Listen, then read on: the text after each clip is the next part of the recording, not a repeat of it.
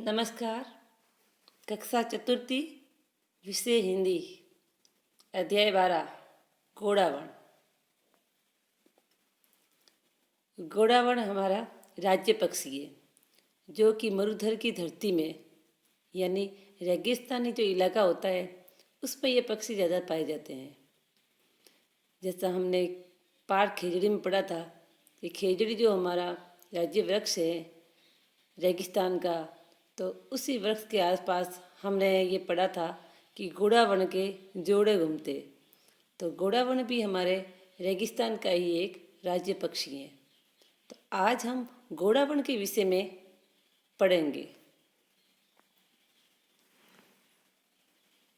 इस पाठ में घोड़ावण, जैसा कि हमने आगे भी पाठ पढ़ा था, तो इस पाठ में घोड़ावण अपने भाव बताते हैं, अपने बारे में खुद। वैसे ये लेखक की लिखी हुई एक प्रस्तुति है।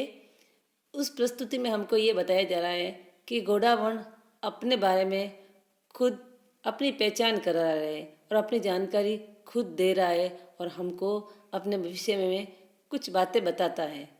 तो उसी पाठ को हम आज पढ़ेंगे। सबसे पहले वो घोड़ावण क्या बोल रहा है? अरे, आप मेरी हुम हुम आवाज़ सुनकर चौंको मत। मैं घोड़ावण हूँ, धुरों की धरती का प्यारा पक्षी घोड़ावण। मित्रों, मैं अपने मुंह मियाँ मिट्टू नहीं बनना चाहता हूँ, पर लोग मुझे सुंदर पक्षी मानते हैं। वे मुझे सोहन चिड़िया कहकर पुकारते हैं। कुछ लोग मुझे हुकना पक्षी कहते हैं। मुझे मराठी भाषा में मालढोक कहा जाता है। अब घोड़ावण क्या कह रहा है कि आप मेरी हुम हुम, घोड़ावण कौन सी आवाज़ निकालता है? हुम हुम की। कह रहे हुम हुम की आवाज़ सुनकर चौंको मत। मैं कौन हूँ? घोड़ावण हूँ। घोड़ावण धुरों की धरती का प्यारा पक्षी, जो रेगिस्तान के जो धोरे हैं उस धोरों की धरती का घोड़ावण एक प्यारा पक्षी है। फिर वो कह रहा है, मित्रों, मैं अपने मुंह मियाँ मिट्टू नहीं बनना चाहता हूँ। इसका मतलब क्या होता है? मुंह मियाँ मिट्टू नहीं बनना चाहिए, यानी जब हम अपने विषय में या अपनी तारीफ खुद ही करते हैं कि हम कौन कितने अच्छे हैं, हमारे स्वभाव कैसा है, हमारा व्यवहार कैसा है, हमारा रंग रूप कैसा है, तो जब हम अपनी तारीफ खुद करते हैं तो इसका मतलब हम अपने मुंह मियाँ मिट्टू बन रहे हैं। पर वो कह रहे लोग मुझे सुंदर पक्षी मानते हैं। अब देखो, जो घोड़ावण हमारे रेगिस्तान की धरती में जब उसको हम देखते हैं तो वो वाकई में सुंदर पक्षी है। तो घोड़ावण कह, आप लोग नहीं कह रहे हो, लेकिन मैं अपने आप को कह रहा हूँ कि मैंने लोगों के मुंह से सुना हुआ है कि लोग मुझे सुंदर पक्षी मानते हैं और वो मुझे सोहन चिड़िया कहकर पुकारते हैं। सोहन चिड़िया सोने के समान सुंदर है, इसलिए उसने कहा कि लोग मुझे सोहन चिड़िया कहकर पुकारते हैं। और कुछ लोग मुझे हुकना पक्षी भी कहते हैं। अब रेगिस्तान की धरती में इस पक्षी के कितने नाम हैं? सोहन चिड़िया भी है, हुकना पक्षी भी है, और मराठी भाषा में इसी पक्षी को, किसको? घोड़ावण को मालढोक भी कहते हैं। तो घोड़ावण अपने विषय में हमको जानकारी दे रहा है कि मैं एक हुकना पक्षी भी हूँ, मुझे सोहन चिड़िया भी कहते हैं और मुझे मालढोक भी कहते हैं। फिर आगे वो बोलता है कि मैं लगभग 1 मीटर ऊंचा जीव हूँ। कितने मीटर ऊंचा जीव हूँ? 1 मीटर ऊंचा जीव हूँ। घोड़ावण की ऊंचाई कितनी है? 1 मीटर। मेरी चोंच हल्के पीले रंग की होती है और गर्दन व पेट सफ़ेद। मेरे सिर पर एक काली टोपी और सीने पर मोटा काला पट्टा होता है। मेरा शरीर भूरा होता है। पंख काले भूरे और सफ़ेद बिंदुदार होते हैं। हाँ, पैर जरूर पीले होते हैं और पंजे पीछे से सपाट होते हैं। मेरा वजन लगभग 15 किलो होता है। अब जैसा कि हमें घोड़ावण को हम देख रहे हैं कि घोड़ावण अपने विषय में बता रहा है। सबसे पहले वो क्या बता रहा है कि मैं लगभग 1 मीटर ऊंचा जीव हूँ। जैसा कि हम देख रहे हैं कितना ऊंचा है घोड़ावण? 1 मीटर। और मेरी चोंच हल्की पीले रंग की होती है। जैसा कि हमको दिख रहे हैं कि चोंच है जो गोडावण की वो हल्के पीले रंग की होती है। और गर्दन व पेट सफ़ेद, गर्दन आपको दिखाई दे रहे हैं कि गर्दन कैसी है गोडावण की, सफ़ेद है। और पेट, पंख के पीछे नीचे हम देखेंगे कि गोडावण के जो पेट है वो कैसा है, पेट, तो गोडावण का पेट जो है वो भी सफ़ेद है। और मेरे सिर पर एक काली टोपी है, सिर पर गोडावण के थोड़ा सा काला काला रंग का हमको टोपी जैसा नजर आ रहा है। और सीने पर मोटा काला पट्टा है, सीने पर, जैसा कि आप भूरा रंग के पंख के नीचे हम देखेंगे सीने पर काला पट्टा है।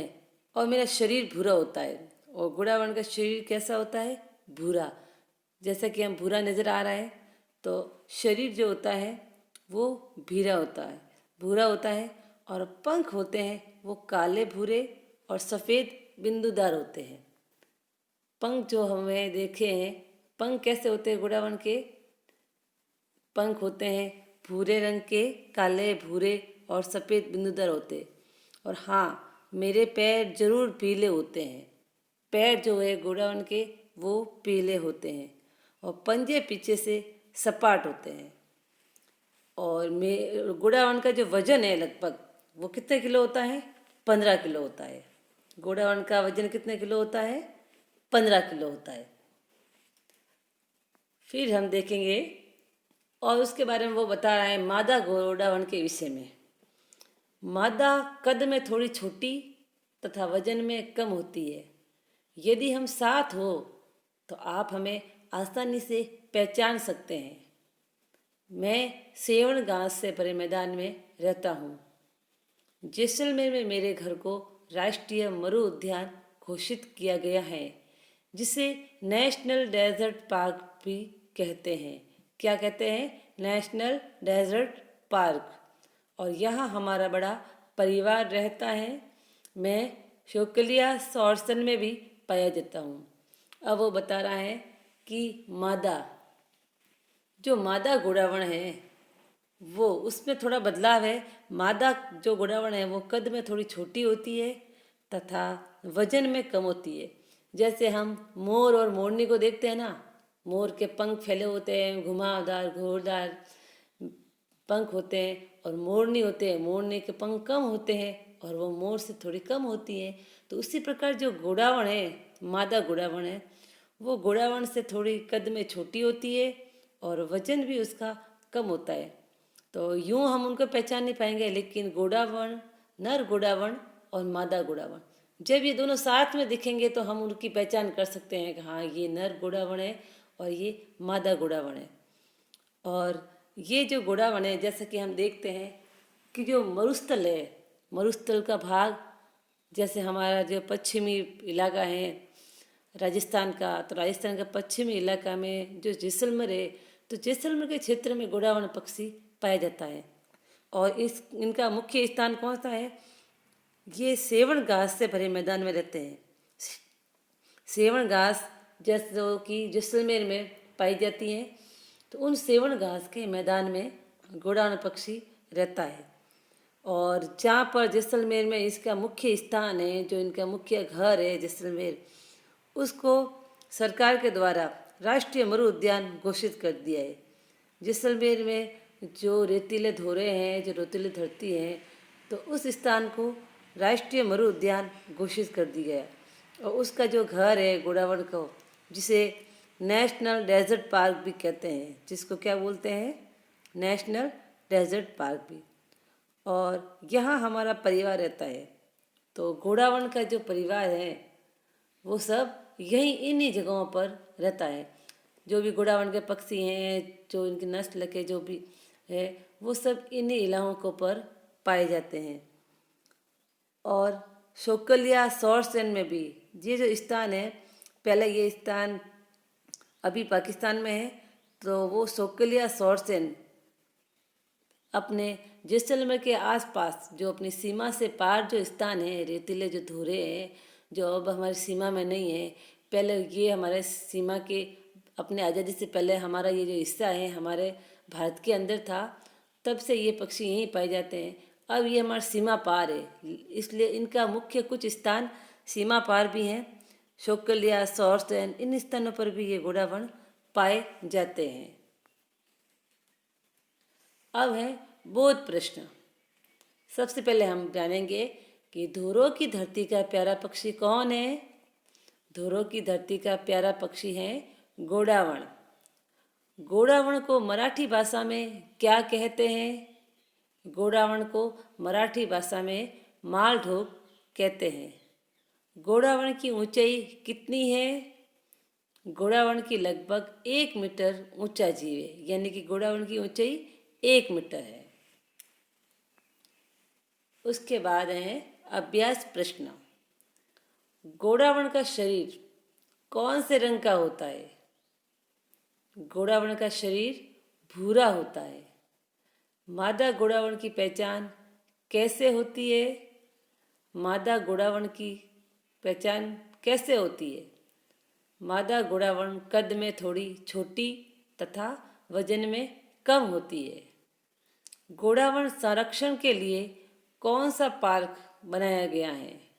घोड़ावण संरक्षण यानी घोड़ावण की रक्षा के लिए कौन सा पार्क बनाया गया है। National desert park. धन्यवाद।